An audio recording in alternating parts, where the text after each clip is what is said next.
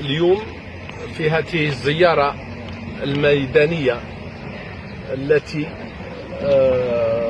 أقوم بها لمعاينة المشاريع التنموية لقطاع الشباب والرياضة، بشرى لساكنة ولاية مسيلة.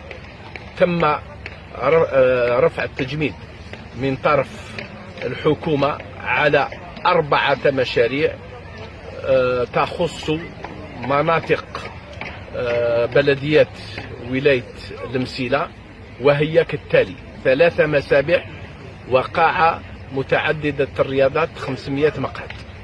ال3 مسابح تخص بن سرور، مقرى، وعين الخضراء. وقاعة متعددة الرياضات 500 مقعد تخص بلدية عين الملح. إذن 4 مشاريع تضاف إلى 11 مشروع الذي رفع عليه التجميد مؤخرا، واللي مس البلديات التالية: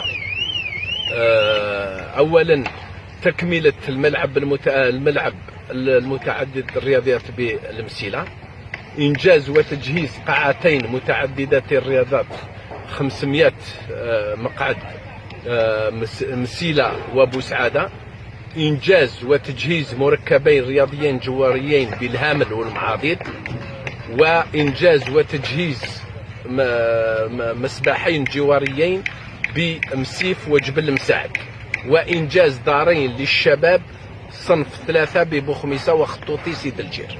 11 مشروع، وآخرهم ملعب كرة القدم 15,000 مقعد ببوسعادة.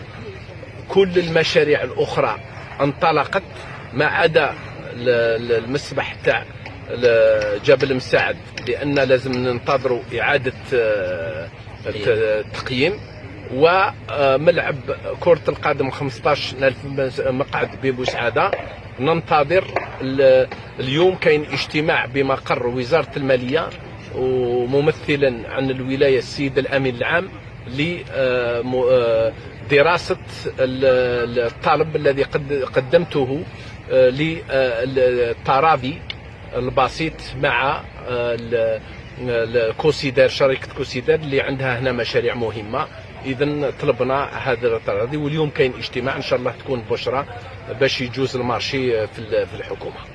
4 مشاريع ننتظر رفع عليها التجميد، وإن شاء الله تكون في الأشهر المقبلة، وهي إنجاز وتجهيز دار الشباب صنف 3 ببني المان وبوتي السايح، وقاعتين متخصصتين بونوغة وولاد منصور، وإنجاز وتجهيز مسبح 50 متر بالمسير.